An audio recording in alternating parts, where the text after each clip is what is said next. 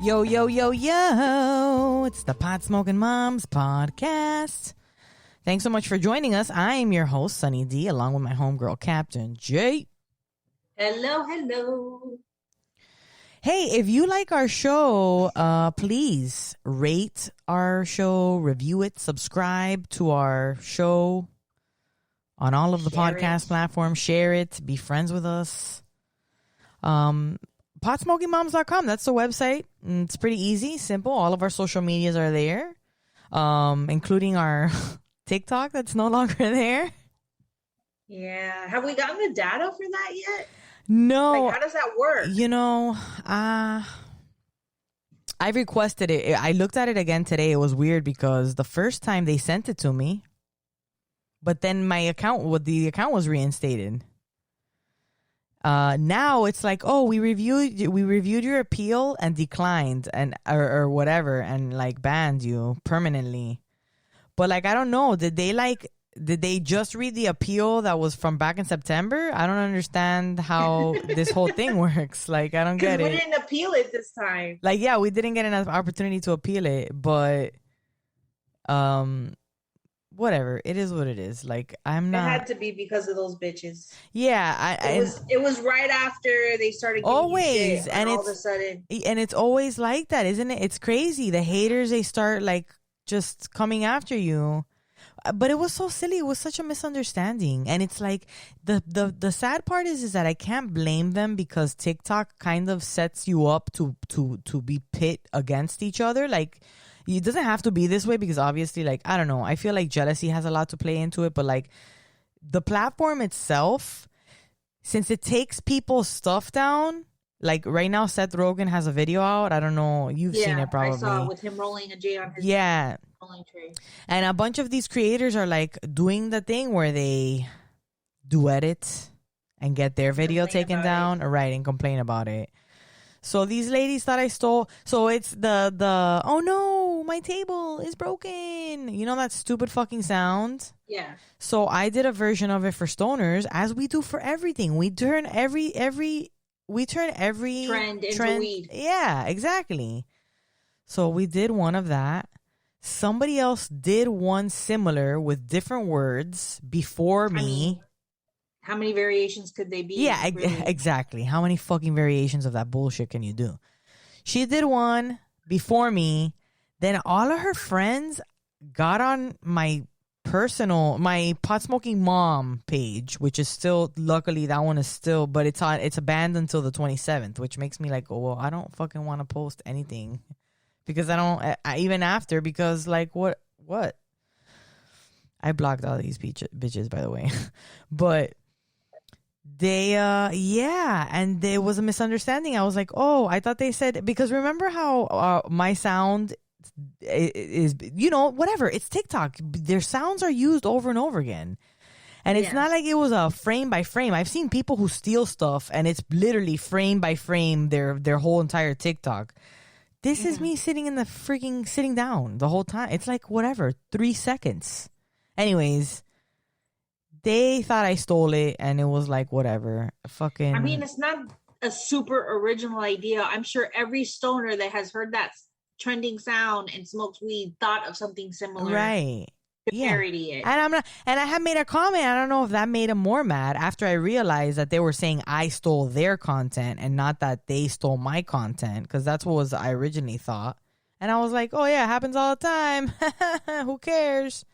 They thought I was saying who cares because they were telling me I stole it, and I was like, haha, who cares, right? So they thought I was mocking them. Yeah, so that just angered them more. Yeah. So then afterwards, and I finally figured it out, I was like, oh no, I've never even seen you guys' account before. Like, I've never stolen this from you before. Like, it's the nature of how long have you been on TikTok that this is infuriating you? Because you're going to hate it here. This is what's going to happen. Yeah. You're going to hate it here. because it's TikTok is just a remixing everything. Anyways, you know what? I gotta smoke this before I keep talking let's about talk this about what bullshit. we're gonna smoke. So Yeah, exactly. what are you smoking? I'm smoking some of the waffle cone from the Flowery. Oh, me too. Yeah, hell yeah. We both got a waffle cone. I rolled a little J. You've been I've on the doing J. lately Yeah. when we're recording because it's easier to just hit it whenever I want. Hit it and quit it. If you guys got it, light it up. Okay. Because you can't do it on TikTok.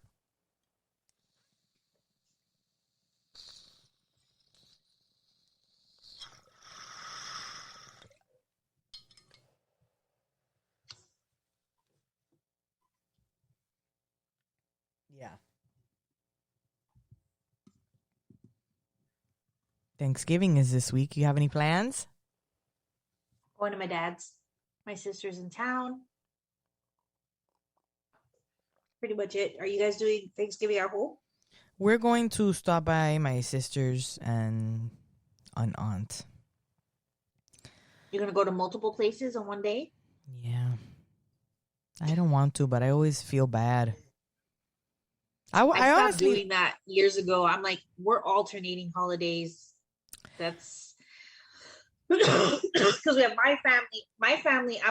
My parents divorced when I was a baby, so I have my dad's side, my mom's side, and then I have my husband's side. I know there's too many sides. That's everybody.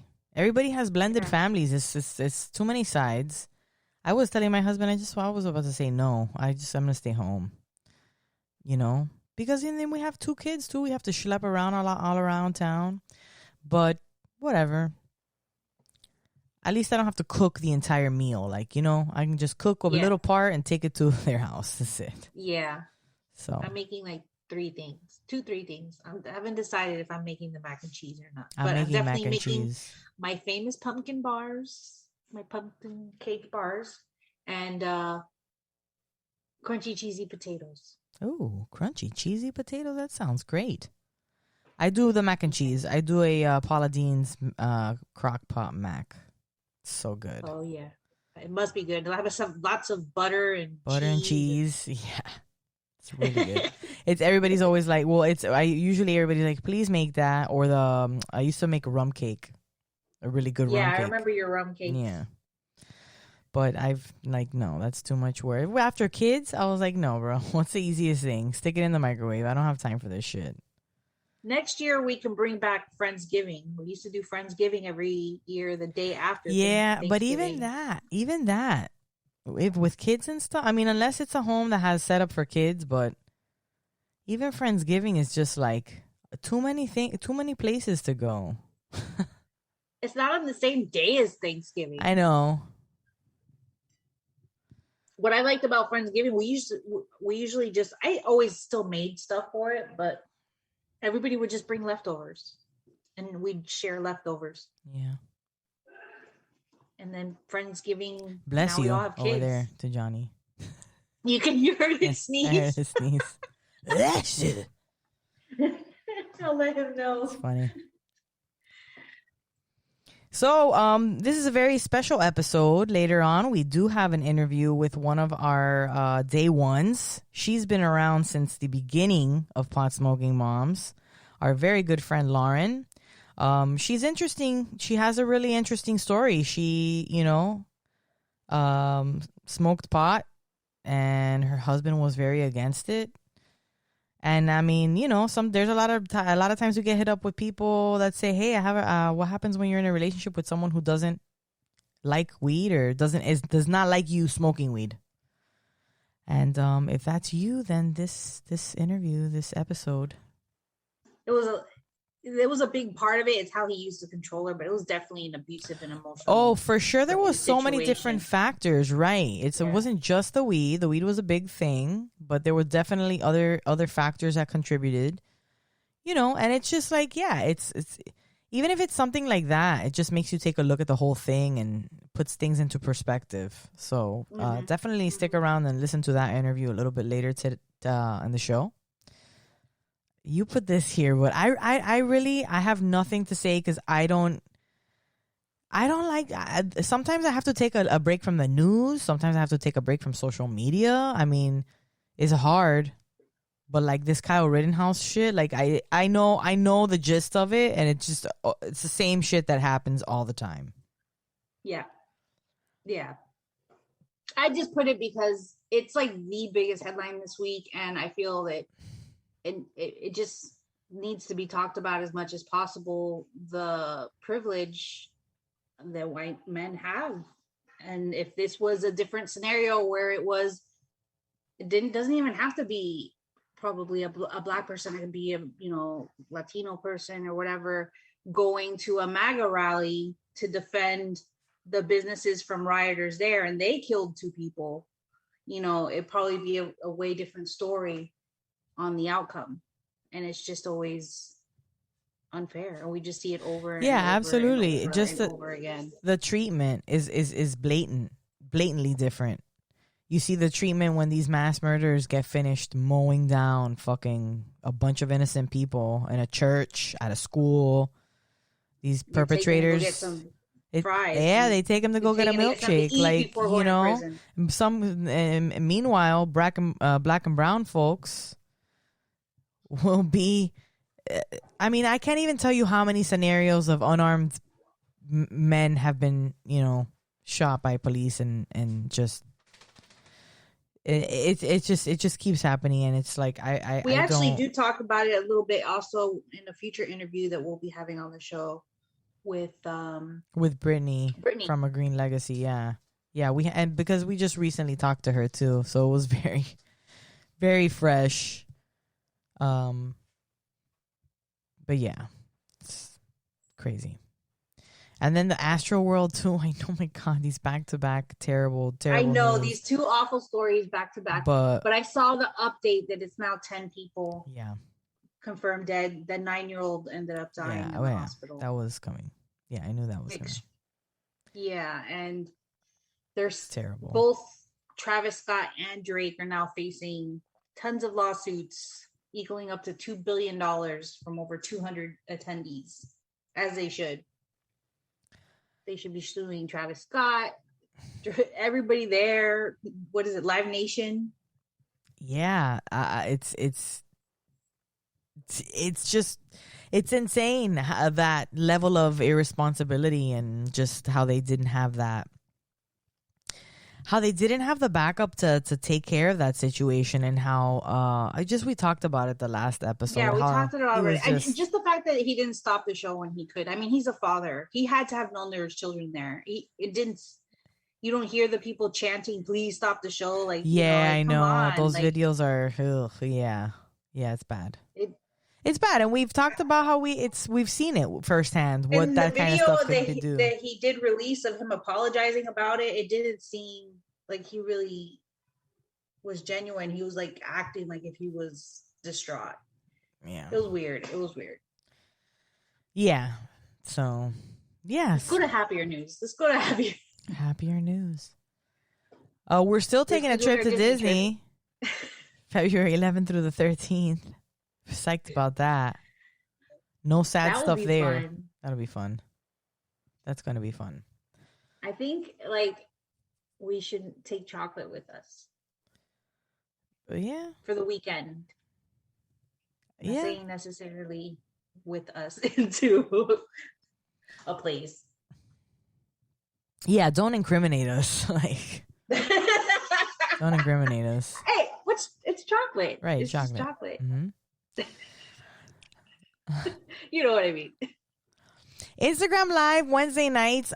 Okay. Well, first of all, I'm sorry. Going back to the PSM Disney trip, if you would like to meet us out in Orlando, or if you'd like to meet us February 11th through the 13th, if you want to hang out, send us a message. In the most magical place on earth. Yeah, send us a message.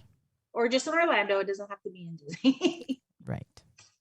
Instagram Live Wednesday nights. I don't know. I'm taxed out. Like, I am so. I know. So I don't want to make any promises. If everybody really, really wants it, they can let us know. But ultimately, then it'll be kind of like tentative. Like, it'll happen. You hear that, guys? If you're listening today on Wednesday, if you want Instagram Live. You have to DM Yeah, you to gotta let you fucking. know. I mean, because I'll do it, but only if you want me to do it. So much. I have like,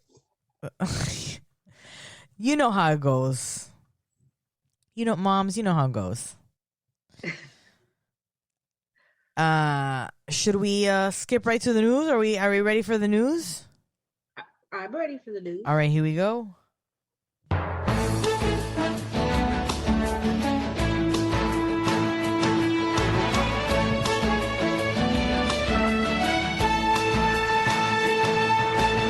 The Nuggiest news.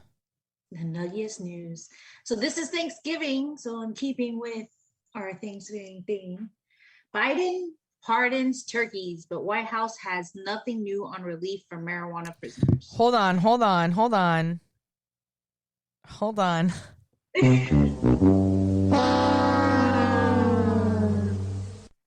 Oh, Joe. President Joe Biden ceremonially pardoned a pair of turkeys on Friday ahead of next week's Thanksgiving holiday, but asked whether he'd also extend clemency to people incarcerated in prison, federal prison, over marijuana offenses. The president and administrative officials didn't have much to say.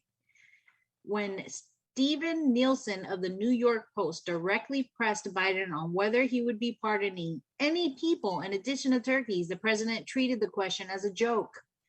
You need a pardon? The president quipped to the reporter. He didn't reply to a follow-up question about marijuana prisoners as he walked away from the assembled journalists. Are any humans going to be pardoned by President Biden? There are people who are serving life in prison for marijuana and want him to honor his commitment to release everyone in prison for pot, the New York Post reporter said. Are people going to get pardoned as well by President Biden? Psaki replied that she had nothing new to update you on, but the president will look into the use of clemency powers, she added. He's talked about his approach or his view on nonviolent drug offenders, but I don't have anything to update you on that today. It was a different tone than when the press secretary responded to a separate question about the Thanksgiving turkeys. When another reporter asked where the birds will go after their ceremonially pardoned, she said it was an important question, noting that the birds stayed in a hotel prior to Friday's event. All told, the episode speaks to the frustration of many advocates who have grown impatient with the president, who have served 10 months in the Oval Office without having exercised his executive authority to fulfill his cannabis campaign pledge. Every day that goes by without pardon action, President Biden is breaking the promise he made to Senator Cory Booker and the American public in his campaign for the presidency. Justin Strickall, political director of NORML, told Marijuana Moment. He should pardon people, not just birds. Motherfucker. I know. So while Biden's opposition to adult use marijuana legalization is well known, activists have been holding out hope that he would at least move ahead with clemency effort for those who continue to serve time in federal prison over cannabis. The non-comments from the president and the White House officials come about a week after a group of senators sent a letter urging President Biden to use his executive authority to grant a mass pardon for people with non-violent marijuana convictions. Senator Elizabeth Warren, who led that letter, said during an interview that Biden could boost the economy and promote racial equality with the stroke of a pen by granting the relief.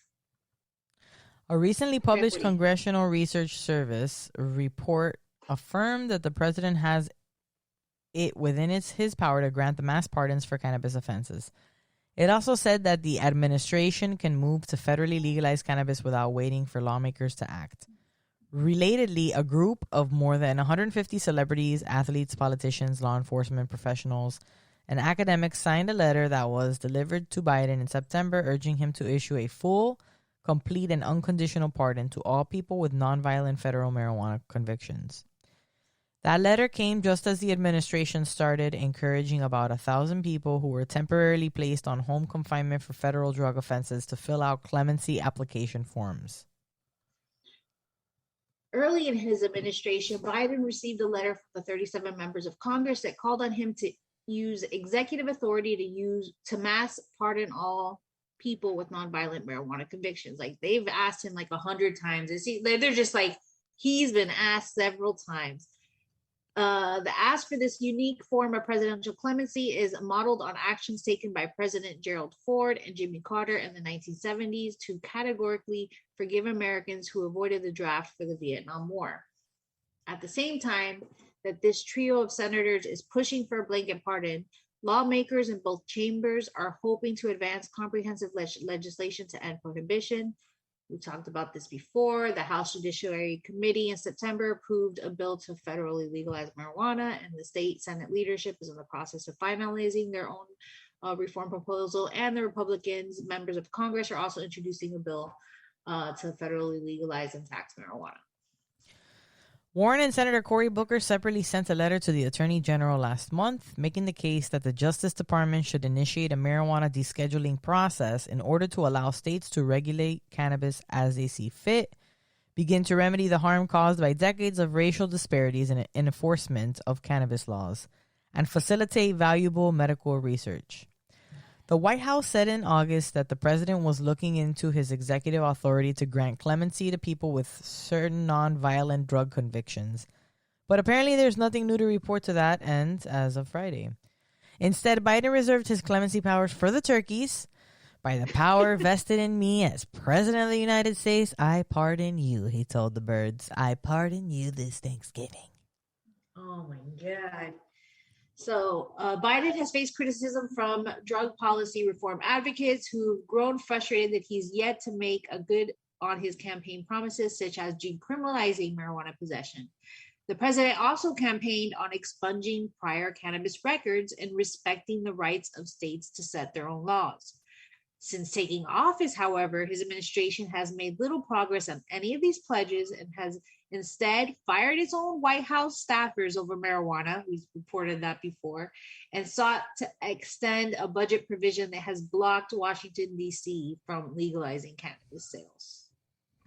In April, Psaki was pressed on Biden's clemency promise for people with federal marijuana and said that process will start with modestly rescheduling cannabis, a proposal that advocates say wouldn't actually accomplish what she's suggesting.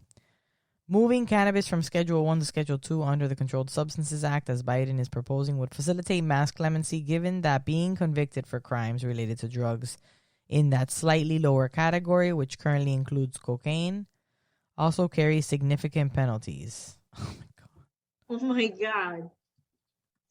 That's so frustrating.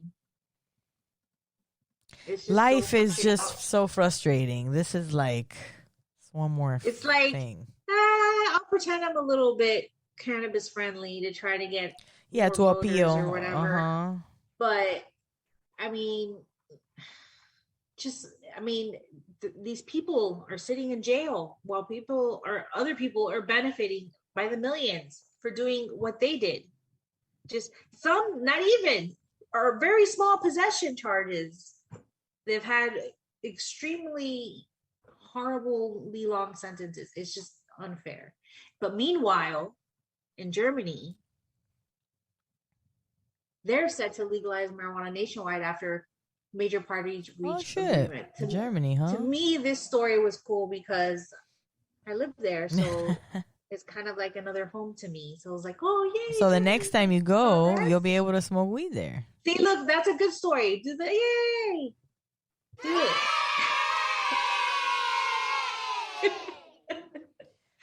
So party leaders in Germany's incoming government coalition have reached an agreement to legalize marijuana nationwide. The legalization legislation is expected to be introduced during the upcoming legislative session. It will also provide broader drug harm reduction services and restrict advertising of tobacco and alcohol along with cannabis. As it stands, personal possession of marijuana is decriminalized in Germany, and there is a medical cannabis program in place. But this forthcoming proposal would seek to establish a regulated market for adult use marijuana. The governing coalition, comprised of the Social Democratic Party of Germany, the Free Democratic Party, and the Greens. Just another party called the Greens. The Greens. This is a family called the Greens. said that it will be introducing the controlled distribution of cannabis to adults for recreational purposes in licensed shops, according to a translation of a multi-party working group report first noted by Funky Media and circulated by Der Spiegel. Der Spiegel. The so-called Traffic Light Coalition is making the case that regulating marijuana sales will help drive out the illicit market that will be revisited 4 years post-implementation when a review of the social impact of the reform will be required. And while the lawmakers emphasize that the objective of the reform is not to boost tax revenue for the country, the FDP said in its election manifesto that taxing cannabis-like cigarettes could generate €1 billion annually. This they know it. Cha-ching. €1 billion annually. What would you say? I said they know it. Cha-ching. Oh, yeah, they know it. This reform has been a long time in the coming.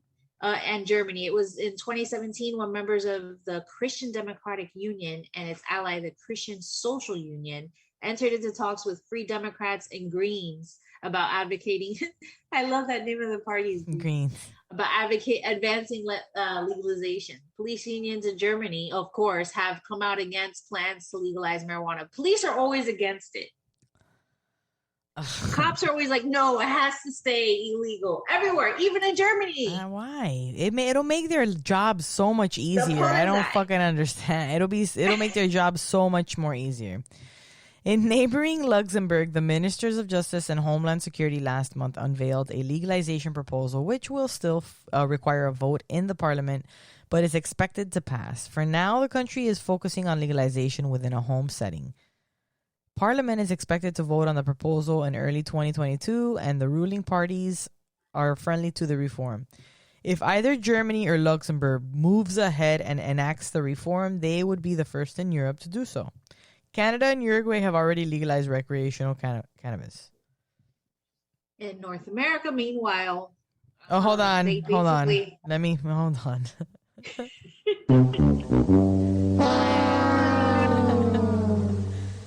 In North America, meanwhile, this is basically going to say all the things we've said several times. The U.S. House Judiciary Committee approved a bill in September to legalize marijuana and promote social equity.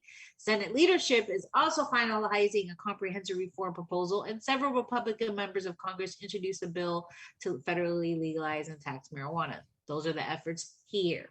And in Mexico, the legislators expected to vote on a bill to regulate cannabis within weeks. A top senator recently said that comes after the Supreme Court invalidated prohibition on constitutional grounds.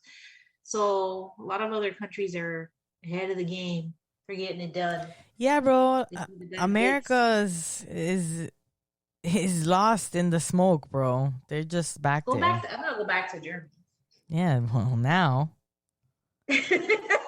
Now.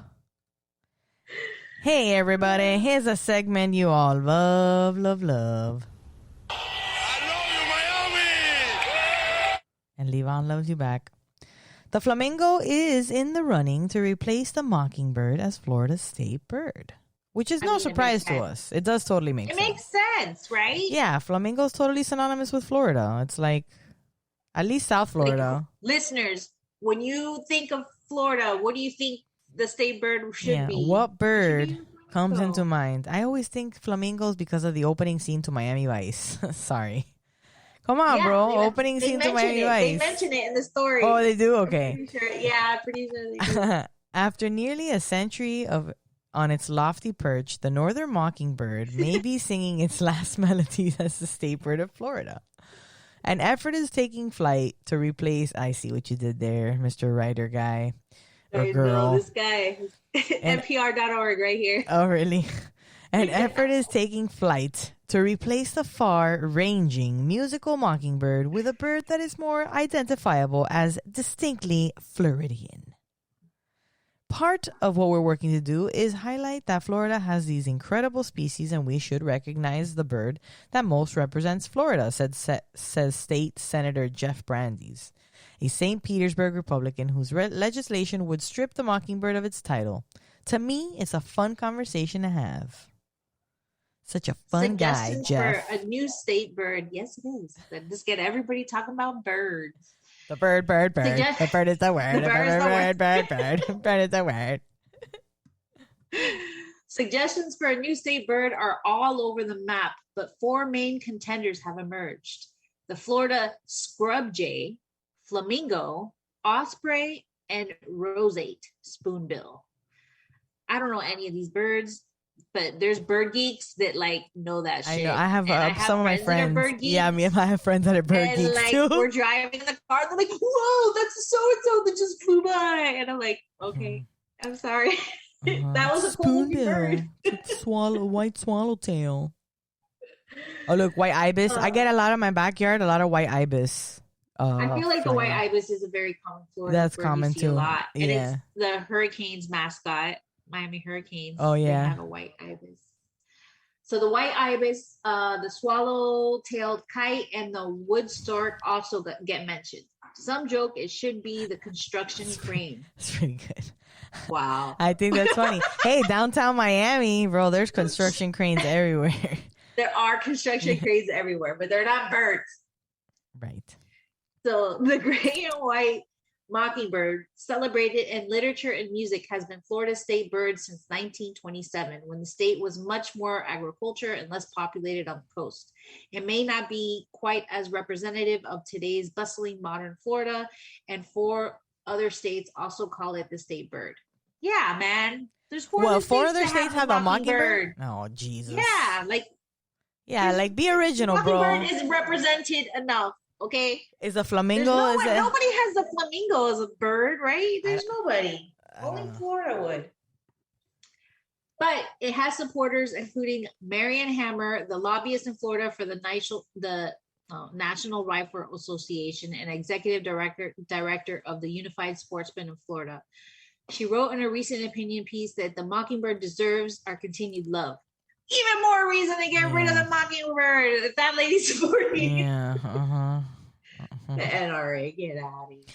The mockingbird is a well-established, independent, prolific bird that doesn't need government protection or our tax dollars to survive, Hammer wrote. It can be seen, watched, studied, and enjoyed by children and adults on any given day in all areas of Florida.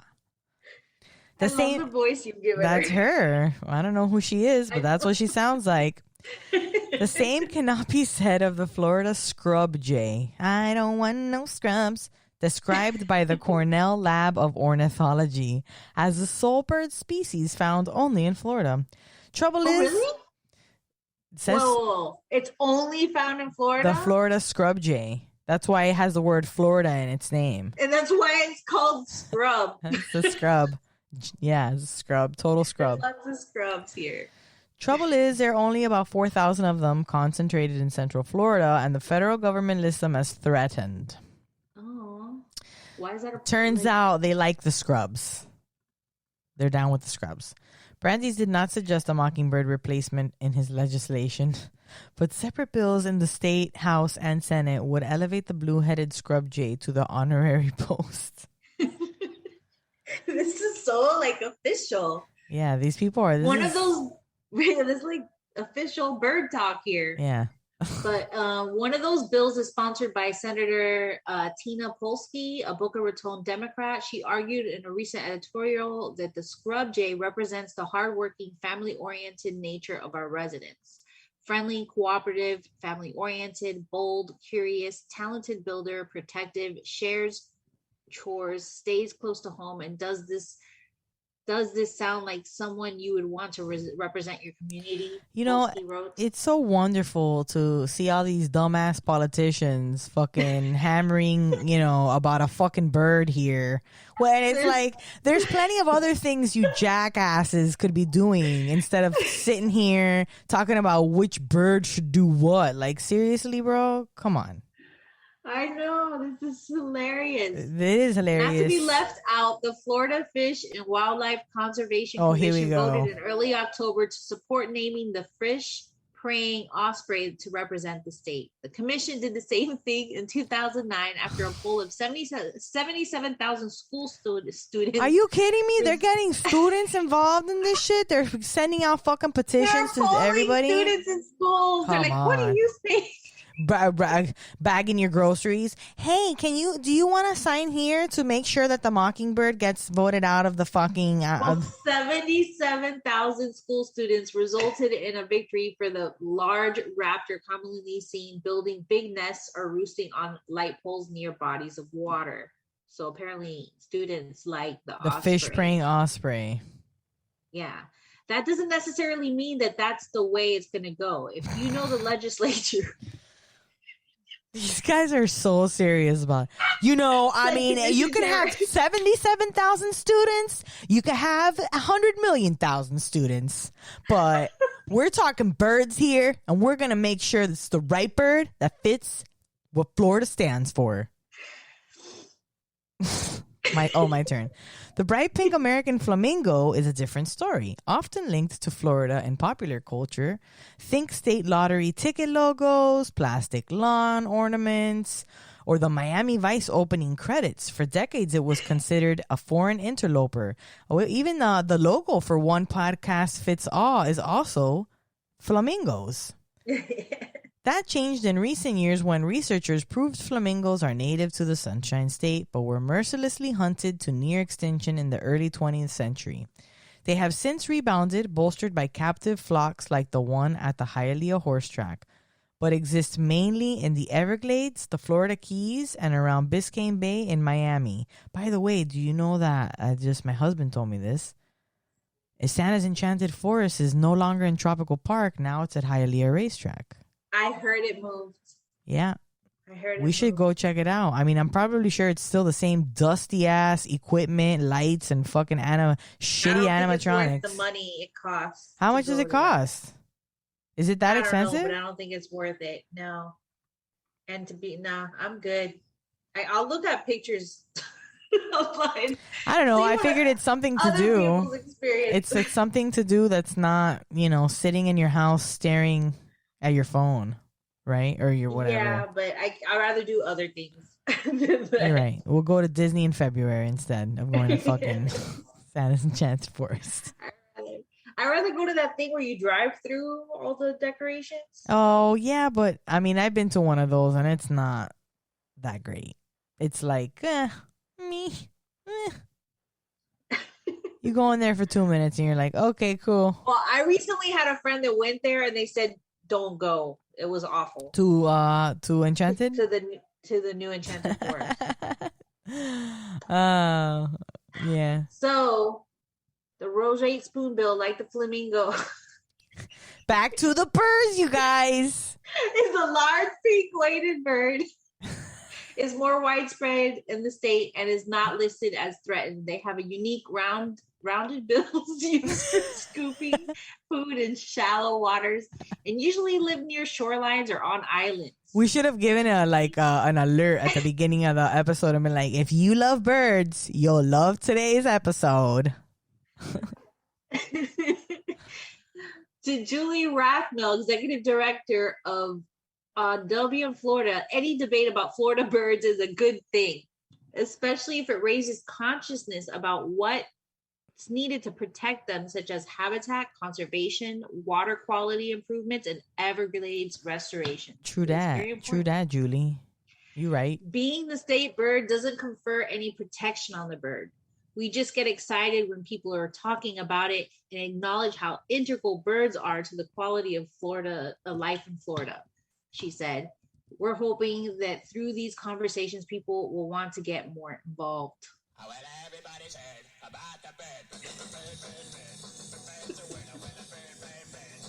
Hey!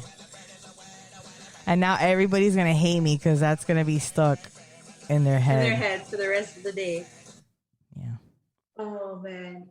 But no, look, it says here that the future of the mockingbird will likely be debated during the 2022 Florida legislation session that begins January 11th. So when we go for lobby day, yeah, We're gonna take a We're picture gonna be lobbying for cannabis. dressed and as flamingos. Dressed as flamingos. We're gonna be flamingos that want to smoke some weed. We're gonna be like, yo, we love flamingos. Let's get two things. Let's to kill two birds. Let's get these Like right here. let's. I was gonna say, Cannabis, let's kill two birds with flamingo. one stone. Maybe that's not the right thing I want to say. Dressed up as a flamingo, though. But we could get two things taken care of over there. We're gonna make sure the flamingos are stapered. We're gonna make sure they legalize cannabis the right way. That's right. Our mission statement. Our mission statement. We're gonna make that. We're gonna make the Florida bird a flamingo. We're gonna make you guys have weed. No strings attached. No strings attached. This next interview, you're gonna love. We love her. Because we love her. She is just so great. And she is, oh my God, the last few years have been just transformational for her. And her story should either motivate you or inspire you or give you courage, or just let you know that, from one thing can spark a million other wonderful things. So we hope you enjoy this interview with our good friend, Lauren. Your story is interesting because we get people that hit us up in the DMs all the time asking for, there's a couple of specific questions we get a lot. And one angle is always like, what happens if I'm in a relationship with someone who doesn't like weed and I do? So your story, I think, is very important. It's very, I think a lot of people are going to relate to you with your story, Lauren.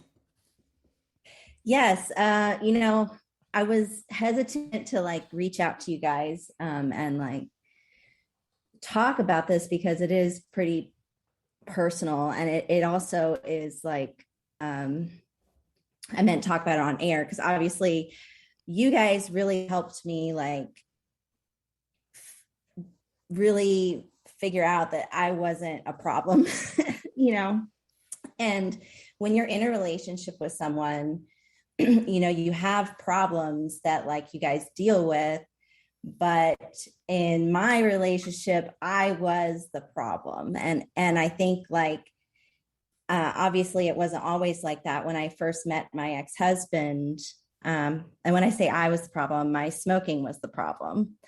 I met my ex-husband when my daughter, who's 10 now, was only a year and a half. And I had just separated from my ex, her father, and he was divorced. And he also had a daughter who's a year older than me. And so, we had that in common. And I fell really hard for him. I smoked weed in the beginning when we met. And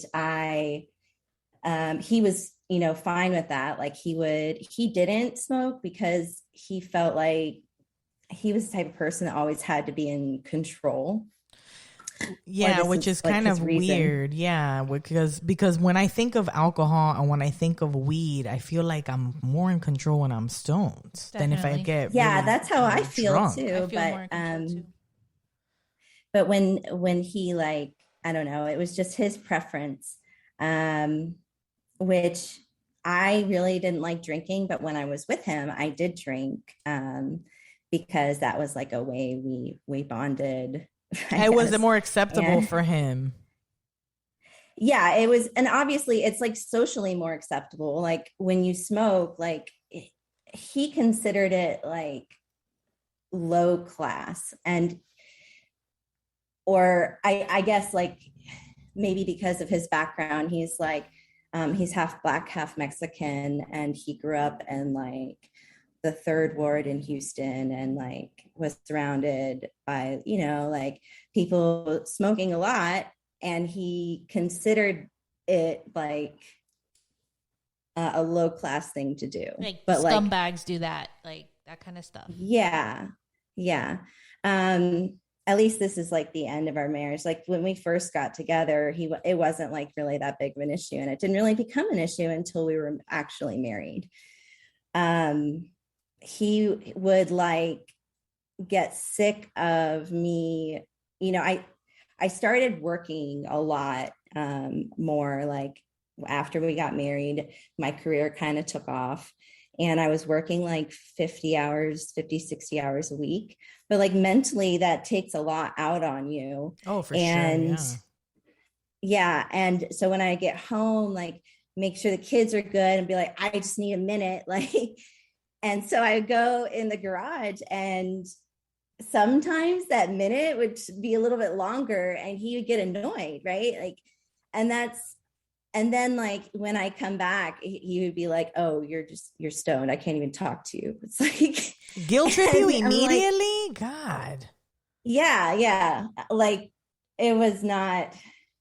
Yeah, I look back on it now, and I just think about all the times where he like drank and like, have a little bit too much, and then like would be like have me up all night because he wants to like talk to me and like be like, hey, I'd be like, I got to go to bed. And he's like, no, I want to just talk this out, just not, it was a pretty toxic situation. And anyway, like after a little bit of, him looking up like videos on YouTube of, people saying how like, oh, there's marijuana addiction, and like, which I know is a real thing, right? But like, that was not me. I was just like a mom who wanted a break every once in a while. Right. And it would be like the little, he would like convince me that like for a little bit that I was like, I had an issue. And I look back now, and I didn't like, and I think that like addiction is a very serious thing, and it was used as like, you have this problem, like you can't even go like one day without smoking weed, and like, anyway. But it was used as a tool against you. And the thing to is control you. To control you. And the thing that has been said in the past that I think resonates so much is like, you don't get it unless you get it. Like, you can support me. You don't have to like it. You don't have to do it. You can just support me because you know that it makes me a better person and I enjoy it, even if it's just that I enjoy it. And I think like the main thing here is like, you deserve to have control over what you feel like is best for you. And there was one point where he consulted his ex-wife, who like is in the mental health field, and was saying how, oh yeah, she said that the pharmaceutical medication that I take does the same thing as the cannabis. So and that was like a so that should just further prove your point. It proves your point. He's like, well, why not use a plant then? You're over medicating. Yeah. He's like, you're over medicating, right? Because you're taking these and you're doing this. And I'm like, you know what? Maybe you're right. So I got off my pharmaceutical pills and used cannabis. And used cannabis instead. And you know what? Like, that has been the best decision I've ever made. It might have been made in spite, but like my life since then has been so much better. I mean, granted, I lost, or I didn't lose, but like I got rid of a toxic relationship, and I like moved across country and like started over. I, started exercising. I lost like 60 pounds, so it's funny that like, I actually really do think that perhaps I was just on like the pills I was taking were actually doing more harm than good, because I would notice that like when I would run out, I would feel like a little crazy, like I would go through the withdrawals of the pills, and then I would get moody because of that. And which makes you think like, oh, is this my normal state to be in?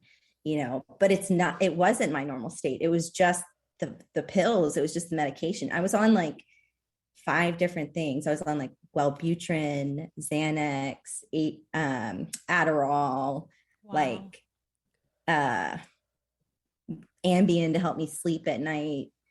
Like I was on a bunch, and I don't take anything now. So besides cannabis, and I also will microdose some mushrooms every once in a while. Yeah. And I think it's like a combination of things for me personally. Like it's the shrooms, it's improving my diet. Like I don't eat meat a lot anymore, and I think that's helped. You know? But the problem is I've made so many, like I've started exercising on a regular basis. Like I meditate sometimes. I like go for walks in nature. Like, you know, so, you know, I really don't know what specific thing has been helping, but I really think that all of it combined. Yeah. Sure. Yeah. Because too, I feel like just every little bit counts. Just giving you more and more strength to like say, oh, I can conquer this, or I can do that, or, you know. And sometimes like, hey, sometimes hearing from somebody who comes from a same place as you, it like opens up that door, because at the end of the day, you only know what you know until that other door is opened. Once that other door is open, you're like, oh shit, people are doing this, like that? Okay. And then you open another door and you're like, oh my God, we're talking about mental health over here. Like it's all good. So it's like, yeah, you get empowered, I think, through some of these things. And as then more and more people share their stories, they realize that their own stories are unique, but there's a lot of people that are going through similar circumstances. And the perspective, bro, perspective, and validation, right? We validated you, and that gave you the power to make other decisions that led you to other decisions that in the long run ended up being good for you. So, you know, it's everybody has a journey. So, you know. Yeah. And you know, some of the ways where, and I really did want to talk about this part before I forget, some of the ways that like he would use cannabis against me. He called the police on me one time for cannabis, like, and he was mad because a police officer came maybe 3 hours later, because you call the police saying like my wife is smoking weed, has weed on her, and like, or is using weed. Like, cops are like okay, whatever, guys. Yeah, the officer came and was like, yeah, so it's decriminalized, but just be careful where you get it from. Like, and he actually like took a video of me one time while we were arguing. It was just such a toxic situation. I just look back on it now and I'm like, ah. But anyway, like he took a video. He actually sent the video to my parents and like told my parents smoking on me weed or something, like smoking? Saying like, yes, I do smoke. Like, yes, I smoke weed. Like, yes, I am smoking a lot of weed. Like I remember saying that in the video or something like that. I get a call from my dad and he's just like, what the heck is going on? You need to figure this out. Like, but it was more he's like more concerned as why he's sending a video to him of you saying something than what of a personal conversation or argument. Yeah. It's just I think that if you are dealing with this type of situation, maybe mine was a little bit extreme. And I think it was just a symptom of a bigger issue, which is a controlling, abusive relationship, which is what in the end it turned out to be, because, you know, he did physically like attack me, or one time he assaulted me when I came home from shopping after, you know, a few hours. And I was, you know, sneaking around smoking at that time. I wanted to smoke before I went shopping, because we like to take a talk before we go. I get anxiety going shopping. I like to be high when I'm out. Like, yeah. And I went to these these stores are like discount stores in this area of Houston where I lived. And I was taking a long time, and he was at home with our children. And when I got home, he like accused me of a lot of things. And then I told him, which he accused me of cheating on him, which I didn't. Obviously, it was but he said cheating it on felt him like with Mary Jane. fair. No, he actually said that though. Oh no! He ended up saying that you were cheating on him with Mary weed? Jane. With weed? Yeah. Yeah. This guy. And I told him, I said, worry about yourself. And that set him off. And he like, I remember closed the garage and like trigger warning, but he like came up to me and punched me. And I just remember being on the ground, and he choked me. And I luckily had my phone out, and I don't even know how I dialed 911, but like 911 was dialed, and I just remember screaming and crying. And he went to jail, which is exactly where he should have been. But and I think that anybody who's been in an abusive relationship can understand this. It's hard to get out. It's hard to separate yourself from it. And it's hard to really see that this person actually doesn't really value you or value your life. But you feel like they're injured. You feel like they're broken, and we just need to go get therapy or something. So like I actually bailed him out. We tried to work things out after that, because I really loved him. And I now love myself more. So I did some work. I think going to therapy helped, because my therapist that I saw was what she told me. She's like, if you want to do this, it's like really no reason for you not to. It's not that, even though it wasn't legal like in the state. But then now getting to you guys, like how I found you guys was I was looking up, like going through a period of time where I was like, I felt very alone.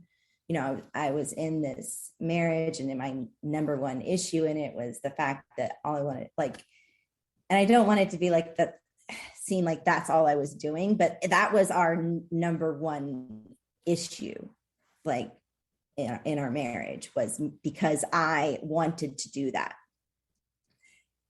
I didn't have a lot of other like mom friends that like did it. Like the only people that I knew that would do it were single, like no kids, you know what I mean? Like, yeah.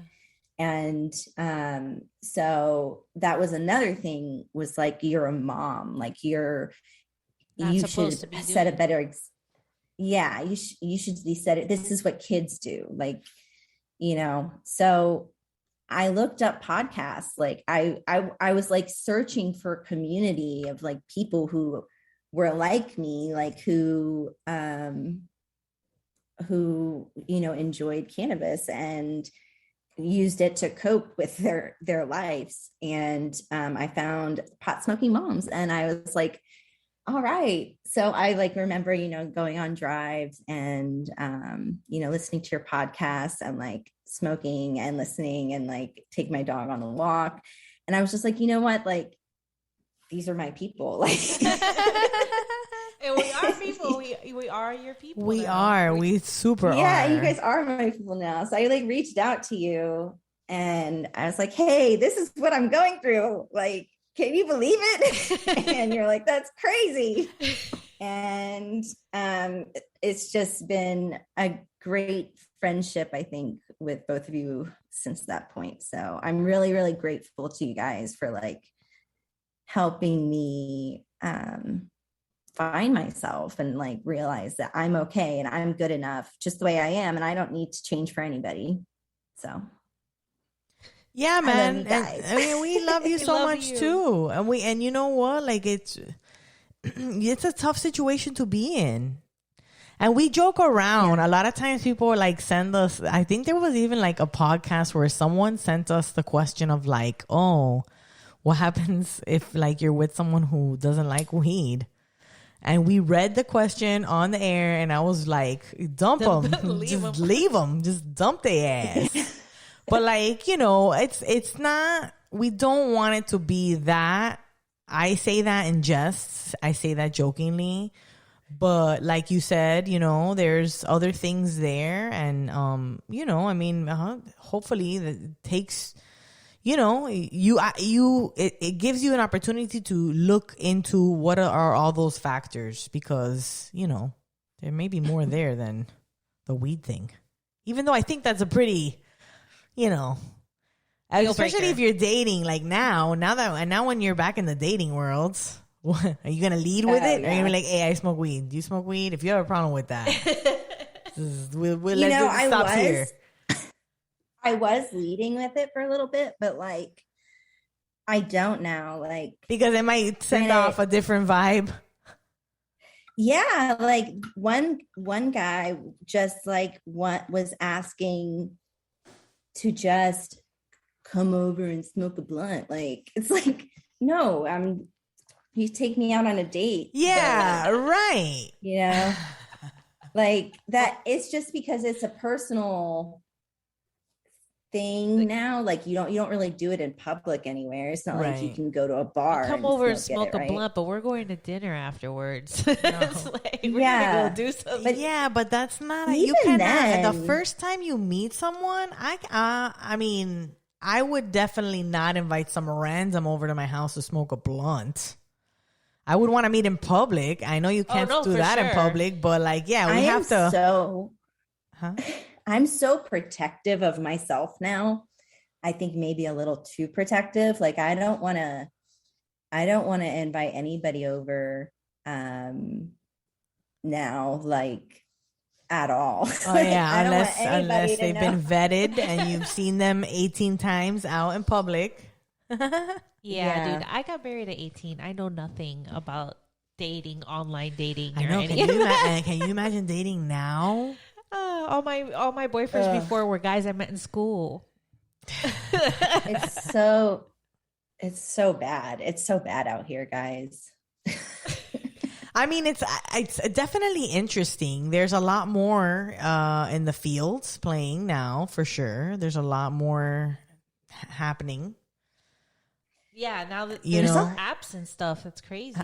I mean, like, You mean like, okay, yeah, cross genders, like yeah, right. Like, and too, in You're relationships, bisexual. people are like Pansexual. right, or people are in relationships with multiple people now. Like, it's a Polyamory. thing now. Polyamorous, Which yeah. is not like a thing that has never existed. It's always existed. Now we're just being a little more like, open about it. right.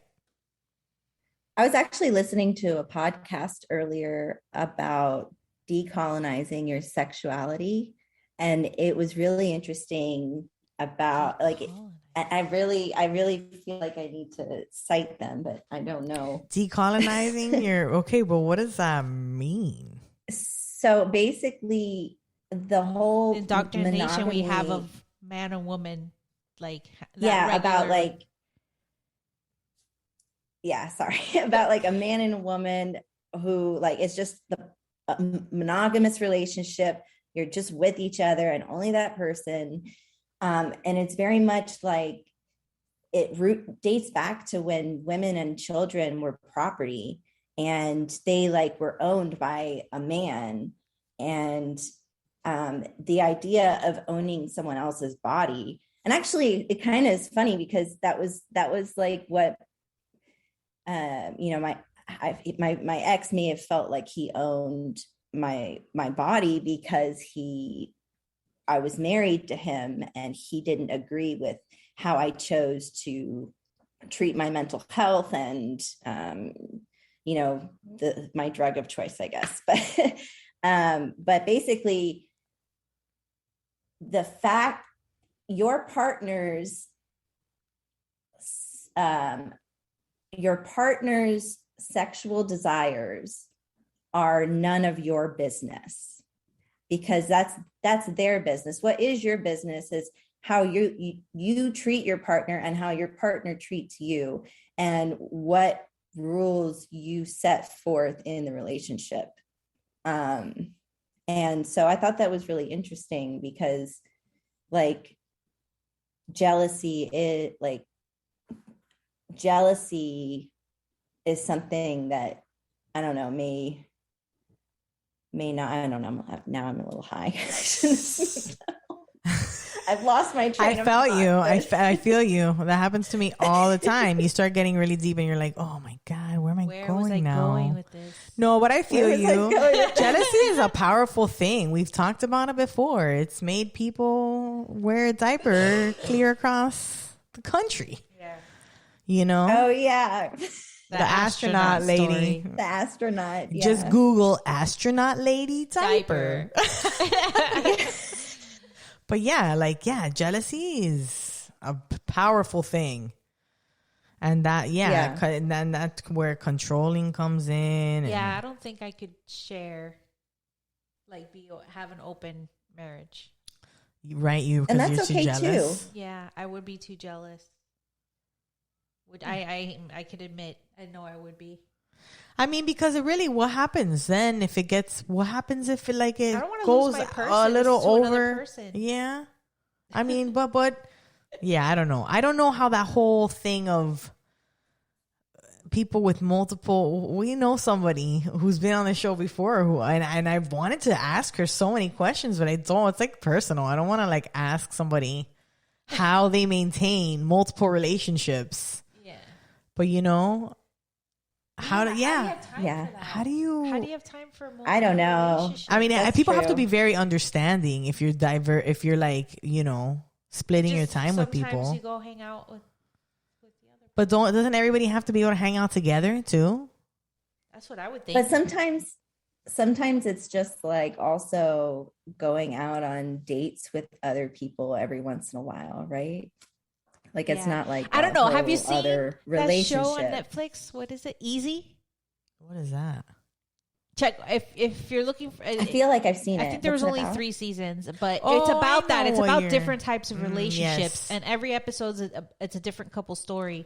But you come back to different couples throughout the seasons. I know. I remember. And there's this one couple that they've been together since since college, and they start seeking they have out kids, and they decide to start an open yeah. relationship. Yeah, the wife is the one that decides she wants to do this, and so they both start going on dates with other people and sleeping with other people. Her first time was with a stranger. Yeah. His first time was with somebody he's flirted with in a work environment and stuff.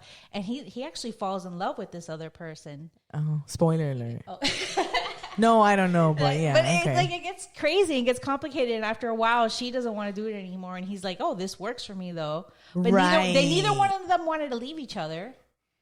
But now she was kind of backpedaling on the yeah, because jealousy, because you didn't get out of it what you wanted to, but he did, and now he wants it's a really difficult thing. Yeah. I feel like that would be so much drama to add to already being a parent. But for some people, I can't even get in one relationship right now. So I know how do you multitask like that? You gotta have. I don't know. I'm so scared to and I think I've just been going after unavailable people to go, people who live across the United States, which I would understand is there isn't a lure to having a relationship with someone far away, because you don't always have to be with them. And but when you're together, you're it's great, and it's great, exciting. and then it's oh, you gotta go now. Yeah, this is so fun. Okay, and then bye. And TikTok's made me realize a lot of things. One thing I did realize, I am bisexual. I don't know. I think haven't told TikTok you guys this, has made lots of people realize. I mean, I'm so scared to even explore that at this point. I'm just kind of sitting with that. fact at this point. I would feel, but I kind of would feel, I would feel a little more comfortable maybe seeking out dates in that community, though. You don't think? You wouldn't feel safer maybe going on a date in that community? I can understand just taking that apprehensiveness for going on a date for the first time with a girl, with a woman. You know what I mean? It's so acceptable. So dating apps exhaust me, right? And so, but like that's like the only avenue I can think of, because I'm also like, I also have crippling like social anxiety. So it takes me a lot to like get out and go do things. Sometimes, well, maybe not, that might've been an exaggeration, but like, I think since I've moved here, I don't like get out very much because I don't have a lot of people to go out with, right? Like, moving in a pandemic has been hard that way. But anyway, so I could go to like a gay bar and just like see what happens, but I have like, I don't know. I don't know. We'll see. You haven't tried you haven't tried dating apps from that angle?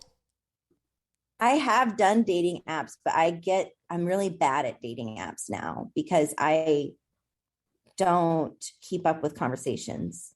But you put bisexual and you've spoken to women through dating apps, right? I mean, that's what I would say when I mean like it might be safer talking to other women on dating apps than it is men, because I have heard some crazy fucking stories and the kinds of conversations where guys get aggressive and like name calling and kind of stuff like that when you don't pay attention to them. Oh yeah.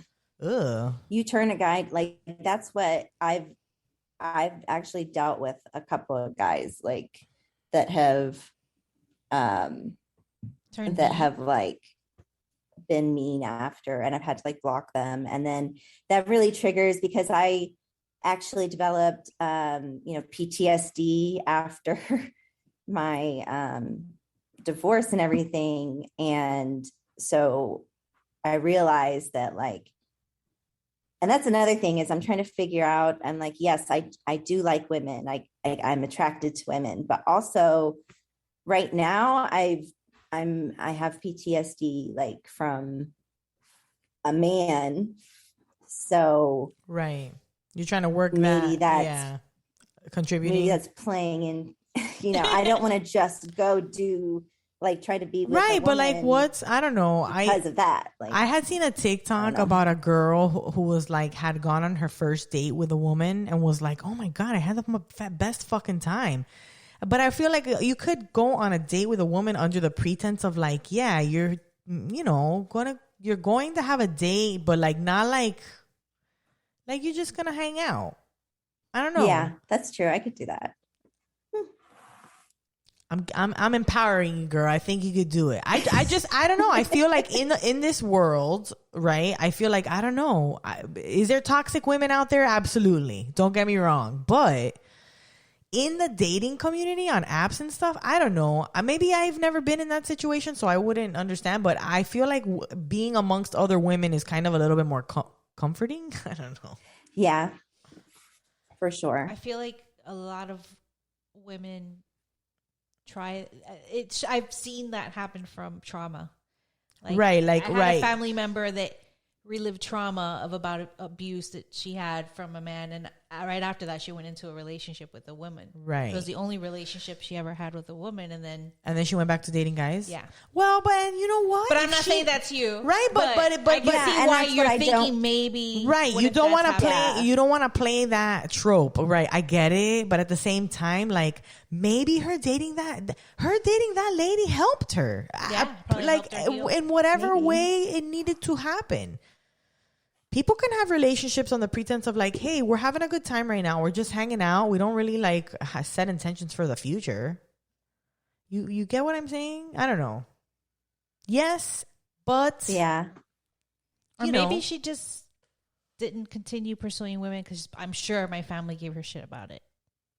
Right, like my grandparents, I'm sure they did. I don't know. I was a kid. Yeah, so. And our Spanish family, you know, But like Spanish families and yeah. stuff. But still, that's why it's like, don't do it just on the basis of your like worry to fall into this trope of like, oh, battered woman now seeking relationship with like, okay, but just don't worry, don't let that play into what your decisions are. Like, yes, maybe, but maybe not. Like, who knows? Like, you can't really, you know, whatever. I'm trying to organically let things happen. I'm trying to go with the universe and have the universe take me in whatever direction I want to go to, like, or I should be going in. And I also think I may need some more therapy before I try to have another relationship too. And that's because healthy. I don't want to bring in any like negativity or like,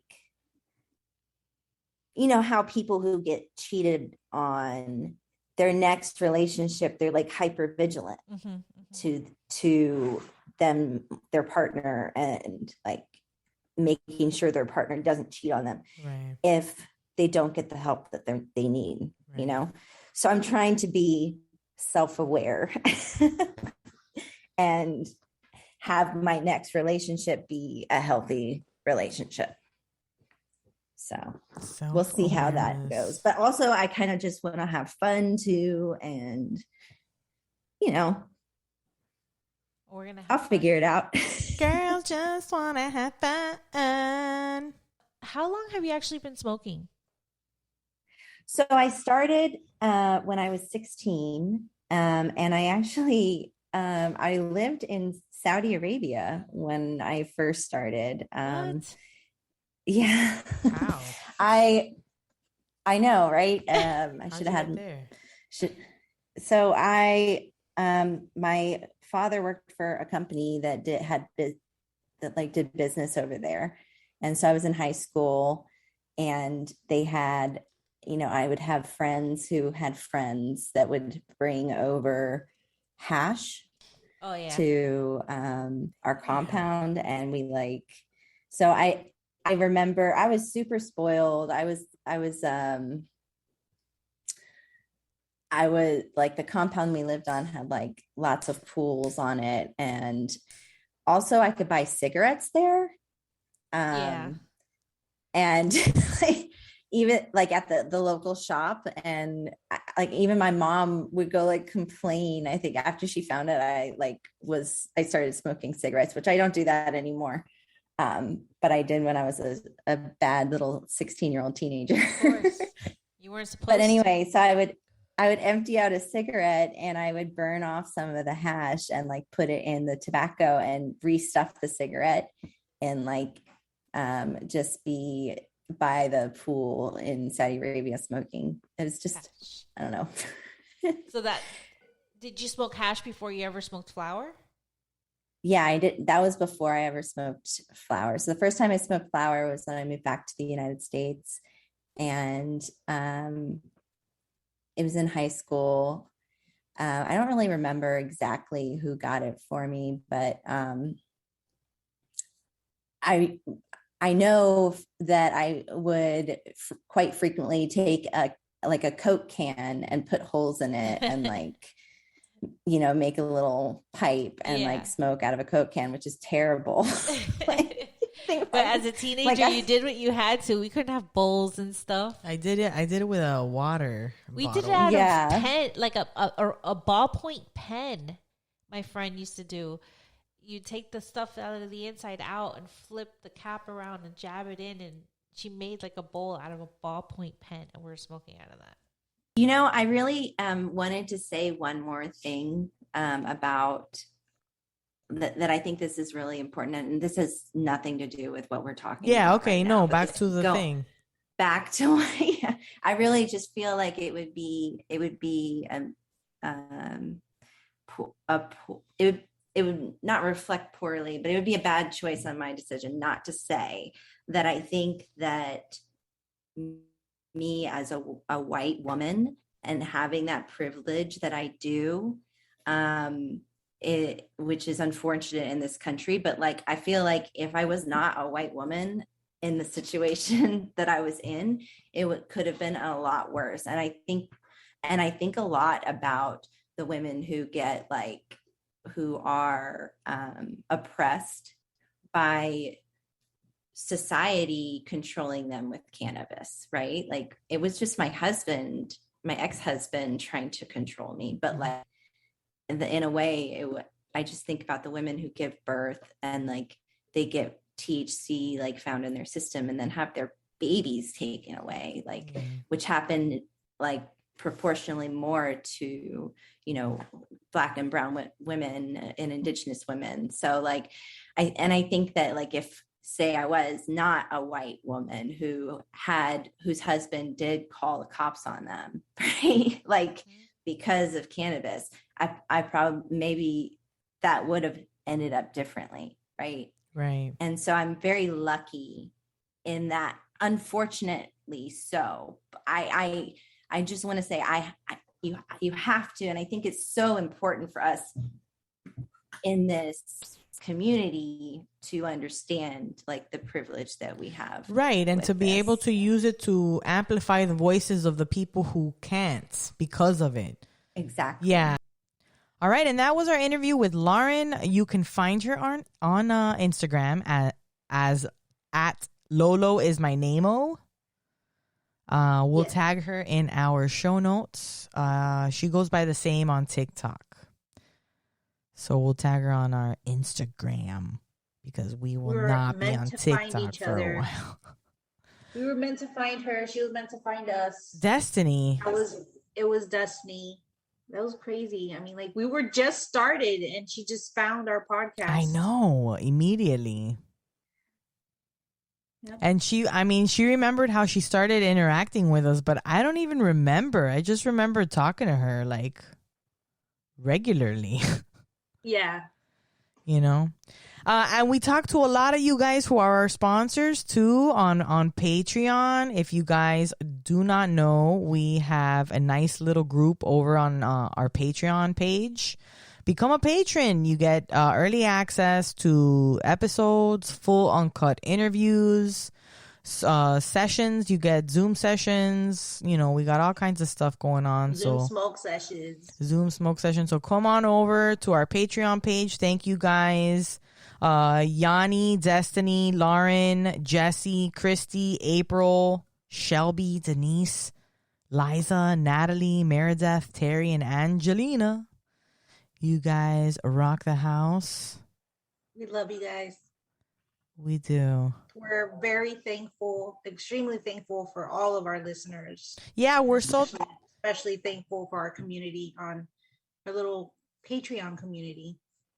Absolutely. Yeah, we thank you guys for listening to us for, some of you just started, but some of you have been listening to us for a minute. 2 years now. Girl, it's been 2 years. 2 years. I mean, I don't even want to say 2 years. It's like crazy to me. But thank you guys so much for listening. And, subscribe, rate, and review. We always throw that in.